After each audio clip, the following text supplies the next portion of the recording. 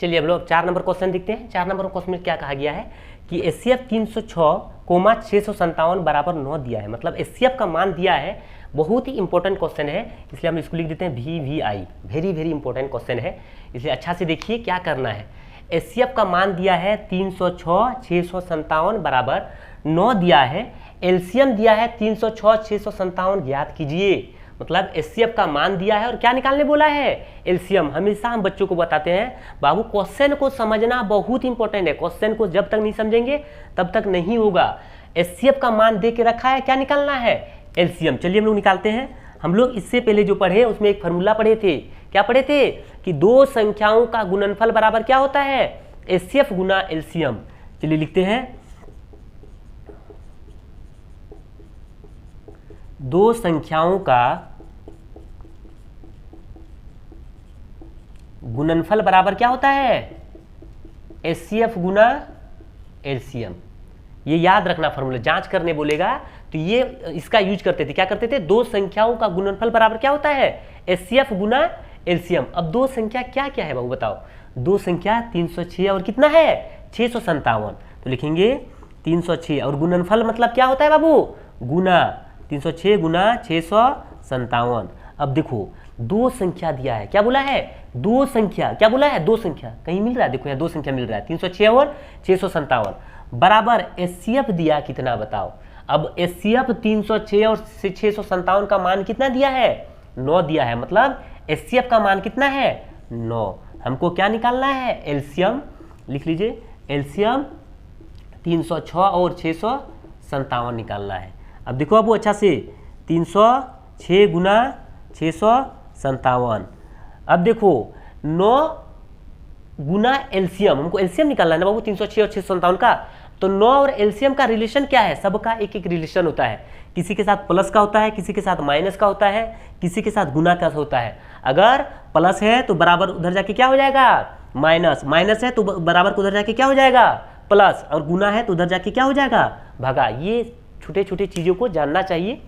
अब देखिए 9 गुना एलसीएम है तो 9 इसके साथ क्या रिलेशन में है, गुना में, तो इधर आके क्या हो जाएगा, भागा हो जाएगा। बराबर इधर कितना बचा बाबू, एलसीएम 306 और कितना बचा 657। देखो कैसे कटाना है, 3 से कटाओ, 3 तिया 9, 3 एका 3, 0, 3 दुगनी 6, फिर कटा दो 3 से, 3 तिया 9, 10, 3 चौके 12। अब कितना आया 34 गुना 657 बराबर हमको क्या निकालना है, एलसीएम 306 और क्या निकालना है 657। इसको गुना कर दो बाबू, 657 को गुना कर दो किससे, 34 से। तो 7 चौके 28 के 8 हासिल 2, 5 चौके 20 और 2, 22 के 2 हासिल 2, 6 4 24 25 26, 7 या 21 के 1 हासिल 2, 5 या 15, 7 या 21 के 1 हासिल 2, 5 या 15, 16 17 के 7 हासिल 1, 6 या 18 1 19, तो 8 2 1 3, 7 13 के 3 हासिल 1, 9 2 11 12 हासिल 1 2, कितना आ गया बाबू, गुना करने पर आ गया 22 338। किसका मान निकला, एलसीएम 306 और 657 का। बहुत ही इंपॉर्टेंट क्वेश्चन है, और एक बार देखिए और समझिए। हमको क्वेश्चन में क्या दिया हुआ था कि HCF 306 657 बराबर 9 दिया है और एलसीएम 306 और 657 का मान ज्ञात करना है। अब दो संख्या बाबू हम लोग को एक फॉर्मूला बताए थे, इससे पहले हम लोग पढ़ चुके हैं कि दो संख्याओं का गुणनफल बराबर क्या होता है, HCF गुना क्या होता है, एलसीएम होता है। तो दो संख्या क्या क्या है, 306 और क्या है 657, और HCF 306 और 657 का मान दिया है 9। इसका मतलब कि HCF का मान कितना दे के रखा है, 9 दिया है, तो HCF की जगह कितना लिख दिए 9 गुना एलसीएम निकालना है 306 और 657। सबका रिलेशन होता है, धीरे धीरे पढ़ते जाएंगे समझते जाएंगे। 9 गुना है, इधर आके क्या हो जाएगा, भागा में, कटा दिए, आंसर 22,338। किसका मान आया, एलसीएम 306 और 657 का मान आया। चलिए अब हम फिर अगला क्वेश्चन देखते हैं। क्या बोला गया है, बोला है कि जांच कीजिए कि क्या किसी प्राकृतिक संख्या n के लिए, किसके लिए, n के लिए संख्या 6 पर पावर n अंक 0 पर समाप्त हो सकता है। चलो बाबू पहले समझो कि प्राकृतिक क्वेश्चन दिया हुआ है कि प्राकृतिक संख्या, हम लोग क्या पढ़े थे, प्राकृतिक संख्या किसको बोलते हैं बाबू, प्राकृतिक संख्या बोलते हैं, प्राकृतिक संख्या बोलते हैं जिसकी शुरुआत या गिनती किससे होता है, 1 से। किससे होता है, 1 से। 1 2 3 4 5 6 7 डॉट डॉट अनंत तक। तो प्राकृतिक संख्या किसको बोलते हैं? प्राकृतिक संख्या वैसी संख्या जिसकी शुरुआत किससे हो? एक से हो। किससे हो? एक से। 1 2 3 4 5 6 7 अनंत तक, इसी को हम लोग क्या बोलेंगे? प्राकृतिक संख्या। क्या बोलेंगे? प्राकृतिक संख्या।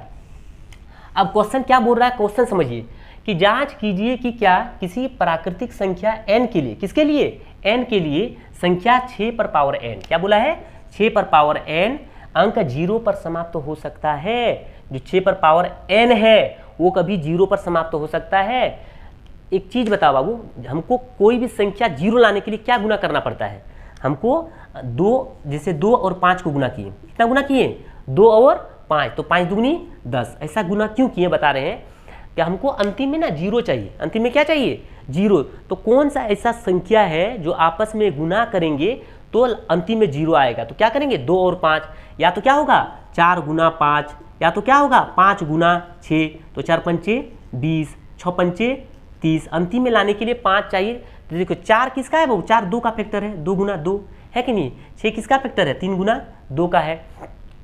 तो अंतिम में 0 लाने के लिए हमको क्वेश्चन वही बोला है ना बाबू, प्राकृतिक संख्या n के लिए संख्या 6 पर पावर अंक 0 पर समाप्त हो सकता है। क्वेश्चन बोल रहा है कि 0 पर समाप्त हो सकता है। तो 0 पर समाप्त होने के लिए हमको क्या चाहिए? 2 5 चाहिए, या तो 4 5 चाहिए, या तो 5 और 6 चाहिए 0 पर समाप्त करने के लिए। तो 6 पर पावर n है, तो लिखेंगे 6 बराबर 3 गुना 2 पर पावर n। क्या लिखेंगे? 6 पर पावर n बराबर 3 गुना 2। 6 का जो फैक्टर है क्या बाबू? 3 गुना 2 पर पावर n। तो लिखेंगे अभाज्य गुणनखंड में, क्या लिखेंगे बाबू? अभाज्य गुणनखंड में, इसको मिटा देते हैं। अभाज्य गुणनखंड में 0 पर समाप्त होने के लिए देखो क्या लिख रहे हैं? अभाज्य गुणनखंड में 0 पर समाप्त होने के लिए 2 गुना 5, 2 गुना 5 की 2 गुना, अभाज्य गुणनखंड में 0 पर समाप्त होने के लिए 2 गुना 5 की आवश्यकता है। अतः क्या लिखेंगे? अतः 6 पर पावर n बराबर 3 पर पावर 2 पर पावर n 0 पर समाप्त नहीं होगा।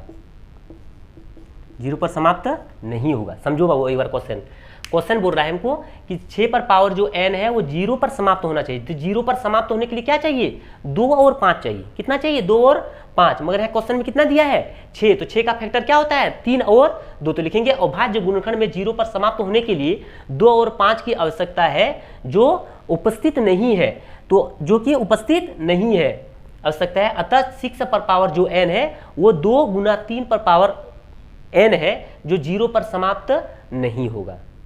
चलिए हम लोग अगला क्वेश्चन देख लिया है कि व्याख्या कीजिए कि 7 गुना 11 गुना 13 प्लस 13 और 7 गुना 6 गुना 1 गुना 4 गुना 3 गुना 2 गुना 1 प्लस 5 भाज्य संख्या है। भाज्य संख्या किसको बोलते हैं वो बताओ? भाज्य संख्या बोलते हैं वैसी संख्या जो खुद से विभाजित हो और दूसरे से भी विभाजित हो। भाज्य संख्या किसको बोलते हैं? वैसी संख्या जो खुद से विभाजित हो और दूसरे से भी विभाजित हो। जैसे 4, जैसे 6, जैसे 8, जैसे 10, जैसे 12। सुनो, 4 से पहले 2 भी आ सकता था बाबू। 2 क्यों नहीं लिखे?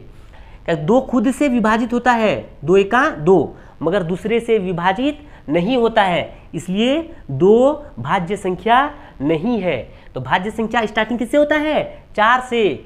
4 खुद से विभाजित हो रहा है, 4 एका 4, और 4 किससे विभाजित हो रहा है? 2 से। 2 दुगनी 4। तो इसी को क्या बोलते हैं? भाज्य संख्या। भाज्य संख्या किसको बोलते हैं? वैसी संख्या जो खुद से विभाजित हो और दूसरे से भी हो, उसे क्या बोलते हैं? भाज्य संख्या। जैसे 4, 6, 8, 10, इसी तरह अनंत तक। इसी तरह क्या? अनंत तक। तो हमको क्वेश्चन बोला है कि व्याख्या कीजिए कि 7 गुना 11, क्वेश्चन दिया हुआ उसको लिख लेते हैं। दिया हुआ है 7 गुना 11 गुना 13 प्लस 13। देखिए यहाँ हम लोग क्या करेंगे? 7 गुना 11 गुना 13 प्लस 13। यहाँ से हम लोग 13 को कॉमन ले लेंगे। क्या करेंगे, 13 को कॉमन ले लेंगे तो कितना बचा 7 गुना 11, 13 कॉमन ले लिए, इसके बाद प्लस कितना बचा 13 को बाहर कर दिए 1 बचा। अब फिर लिखेंगे 13, 11 7 77 प्लस कितना है 1, फिर लिखेंगे 13 गुना, इसके साथ क्या रिलेशन है गुना, 77 और 1 78। अब लिखेंगे क्या निकालने बोला है, भाज्य संख्या क्यों है, तो लिखेंगे अतः 13 गुना 78 है, अतः यह भाज्य संख्या है। क्या लिखेंगे, अतः यह भाज्य संख्या है, क्योंकि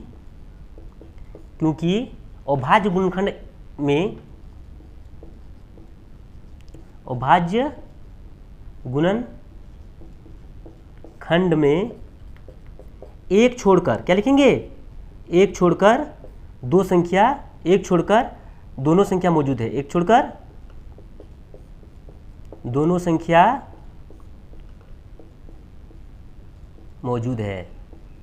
क्या लिखे हम लोग, क्या किए 7 गुना 11 गुना 13 प्लस कितना दिया है 13, तो देखिए यहाँ गुना में 13 है, यहाँ प्लस कितना है 13, तो इसमें कॉमन क्या ले लिए 13, 13 गुना 78। अतः यह भाज्य संख्या है, क्योंकि अभाज्य गुणनखंड में एक छोड़कर दोनों संख्या क्या है मौजूद है। फिर क्या करते हैं, चलिए हम लोग दूसरा देखते हैं। अब फिर क्या निकालना है, इसका निकालना है, क्या लिखेंगे 7 गुना 6 गुना 5 गुना 4 गुना 3 गुना 2 गुना 1 प्लस कितना है 5। देखिए अब फिर क्या करेंगे, देखिए यहाँ 5 है और प्लस में 5 है, तो क्या करेंगे 5 को कॉमन ले लेंगे, 5 को क्या करेंगे कॉमन ले लेंगे, तो कितना बचा 7 गुना 6 गुना 4 गुना 3 गुना 2 गुना प्लस 1। अब फिर क्या करेंगे 5 गुना कर देंगे, 7 छक 42 गुना 4 तिया 12, 12 दुगनी 24 प्लस कितना है 1, तो लिखेंगे 5 गुना कर देते हैं 1008 और प्लस 1 तो 1009। अब लिखेंगे अतः, क्या लिखेंगे अतः यह भाज्य संख्या है, अतः यह क्या है भाज्य संख्या है, क्योंकि अभाज्य गुणनखंड में एक को छोड़कर 2 गुणनखंड मौजूद है, 2 गुणनखंड उपस्थित है। देखो हमको क्या लिखने बोला था क्वेश्चन में, हमको क्वेश्चन में लिखने बोला था कि व्याख्या कीजिए कि इतना इतना इतना भाज्य संख्या है, क्यों, तो भाज्य संख्या है, अतः भाज्य संख्या है क्योंकि अभाज्य गुणनखंड में एक छोड़कर 2 संख्याएं मौजूद है। कितना संख्या मौजूद है 2, इसमें भी कितना संख्या मौजूद है, इसलिए क्या हो जाएगा भाज्य संख्या हो जाएगा। चलिए हम लोग वास्तविक संख्या में प्रश्न वाले 1.1 में अंतिम क्वेश्चन देख रहे हैं। अंतिम क्वेश्चन देखिए, अंतिम क्वेश्चन क्या दिया हुआ है, वो क्वेश्चन बहुत बड़ा है, डरना नहीं है, बनाना बहुत ही सिंपल है। क्वेश्चन बोल रहा है किसी खेल के मैदान के चारों ओर एक वृत्ताकार पथ है, मतलब एक मैदान है, वृत्ताकार मतलब क्या होता है गोल, वृत्ताकार मतलब क्या होता है गोल। तो बोला है कि किसी खेल के मैदान के चारों ओर एक वृत्ताकार पथ है, इस मैदान का एक चक्कर लगाने में सोनिया को 18 मिनट लगता है। सोनिया को कितना लग रहा है, लिख लीजिए, सोनिया को 18 मिनट लग रहा है। सोनिया को कितना लग रहा है 18 मिनट लगते हैं, जबकि इसी मैदान को एक चक्कर लगाने में रवि को 12 मिनट लगता है। रवि को कितना लगता है, रवि को लग रहा है 12 मिनट, रवि को 12 मिनट लगते हैं। दोनों ही एक स्थान और एक ही समय पर चलना प्रारंभ करके एक ही दिशा में चलते हैं, कितने समय बाद पुनः प्रारंभिक स्थान पर मिलेंगे, पुनः मिलेंगे। इसका मतलब हम लोग को एलसीएम निकालना है। क्या निकालना है, एलसीएम, दोनों का क्या निकालना है एलसीएम। 2 टाइप से निकाल सकते हैं, अगर अलग अलग निकालना है तो अलग अलग निकाल लीजिए। चलिए देखते हैं, 18 का निकालते हैं तो 2 9 18, इसके बाद 3 से 3 तिया 9, फिर 3 से 3 1 3, लिख लीजिए 18 का 2 गुना 3 कितना बार 2 बार इतना। इसका फिर किसका निकालेंगे 12 का, 2 छक 12, फिर 2 से 2 तिया 6, फिर 3 से 3 1 3, तो लिख लेते हैं किसका 12 का 2 कितना बार 2 बार, 2 बार गुना 3 कितना बार 1 बार। हमको क्या निकालना है एलसीएम निकालना है। क्या निकालना है एलसीएम, तो एलसीएम मतलब दोनों में मिलना चाहिए, एलसीएम एलसीएम मतलब दोनों में मिलना चाहिए, और एलसीएम में सबको लेना है। तो क्या लेना है 2 गुना 3, अभी पावर नहीं लिख रहे हैं, देखो 2 2, अब 2 पर पावर 1 है, 2 पर पावर कितना है 2। हम पहले बताए हैं कि एलसीएम मतलब होता है न्यूनतम मान मगर लेना क्या है अधिकतम। तो 2 पर पावर 2 और 3 पर पावर यहाँ 1 है और 3 पर पावर यहाँ 2 है। तो एलसीएम मतलब न्यूनतम मान लेना क्या है अधिकतम। तो ले लेंगे तो हो गया 2 दुगनी 4 गुना 3 तिया 9। तो 4 नाम 36 मिनट। कितना आया 36 मिनट में वो कितने समय बाद वो पुनः प्रारंभिक स्थान पर मिलेंगे। कितने मिनट में मिलेंगे 36 मिनट में एक साथ मिलेंगे। इस टाइप से बना सकते हैं और एक टाइप से बना सकते हैं, सेम ही प्रोसेस है उसका भी। चलिए देखिए कितना दिया हुआ है 18 और 12 दोनों को एक साथ लॉस ले रहे हैं। तो 3 से 3 छक 18 3 चौके 12 फिर चला देंगे 2 से 2 तिया 6 2 दुगनी 4 फिर एक बार 3 से 3 का 3 2 फिर चला देंगे अंतिम में 2 से लिख देंगे। कितना आया लॉस 3 गुना 2 गुना 3 गुना 2 तो 3 दुगनी 6 तिया 18 18 दुगनी 36 मिनट। जैसे ही बनाना है अब इससे बनाइए या इससे बनाइए एक ही आंसर एक ही आना है। तो हम लोग वास्तविक संख्या में जो हम लोग प्रश्नवाली 1.1 था उसको पूरा कंप्लीट कर लिए हैं। अब हम लोग फिर अगला नेक्स्ट क्लास में प्रश्नवाली 1.2 पढ़ें। अगर हम जो पढ़ा रहे हैं आपको समझ में आ रहा है तो मेरा चैनल को लाइक जरूर कीजिएगा, शेयर जरूर कीजिएगा और सब्सक्राइब कर दीजिए। फिर हम लोग अगले नेक्स्ट क्लास में मिलते हैं। चलिए आज